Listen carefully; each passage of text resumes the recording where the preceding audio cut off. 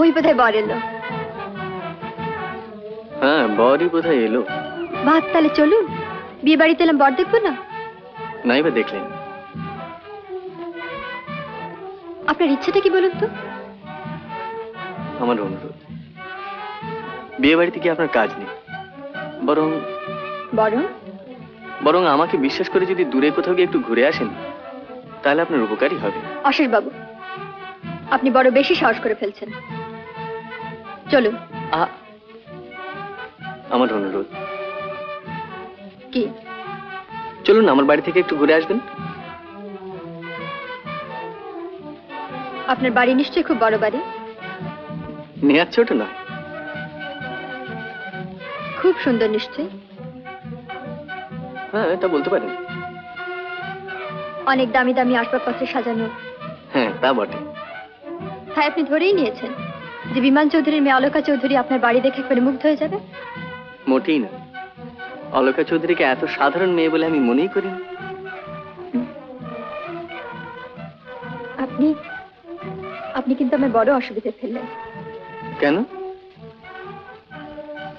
একদিন আলাপের পর যদি কোনো মেয়ে কোনো ভদ্রলোকের সঙ্গে হঠাৎ দূরে কোথাও বেরিয়ে পড়ে, তাহলে সেই ভদ্রলোকই বা তার সম্বন্ধে কি ভাববে, না সে মেয়েটি বা নিজের সম্বন্ধে কি ভাববে? যদি বিশ্বাস করেন সেই ভদ্রলোক মেয়েটির সম্বন্ধে কোনো কিচ্ছু ভাববেন না, আর মেয়েটিকে এমন কোনো কথা বলবেন না যাতে তার কোনো অসম্মান হয়, তাহলে? না, তাহলে মিছে মিছে বেড়াতে যাবার কোনো মানে হয় না। মানে হয়। আপনি এখন বুঝতে পারছেন না, পরে বুঝতে পারবেন। আপনি যেন আমাকে কোনো নতুন খবর দেবার চেষ্টা করছেন। হ্যাঁ, নতুন খবর বই কি? শৈলেশ্বর বাবুর খবর? হ্যাঁ হ্যাঁ, শৈলেশ্বর বাবুর খবর। কোনো খারাপ খবর না তো? খারাপ না, খারাপ খবর হয়? তাহলে কি আপনার সঙ্গে দেখা হয়েছিল? না, দেখা হয়নি। তবে তবে একটা খবর আমি পেয়েছি। কি খবর? খবরটা এখানে বলবো না, আর যদি আপনি আমার কাছে রাজি না হন তাহলে একেবারেই বলবো না। বেশ, চলুন।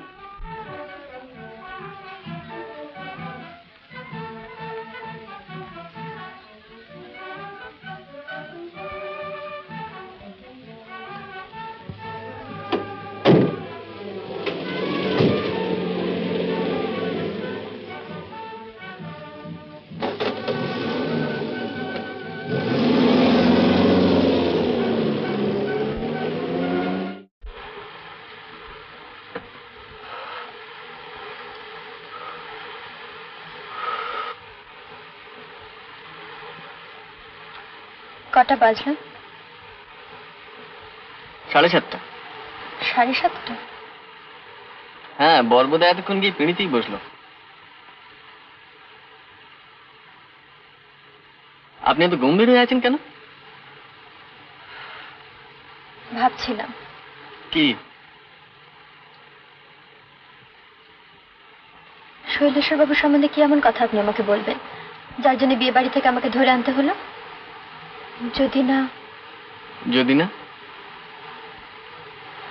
না অশেষ বাবু, আমি শৈলেশ্বর বাবুকে বিশ্বাস করি। আমার সেই বিশ্বাস তিনি অন্তত কোনোদিন ভেঙে দেবেন না।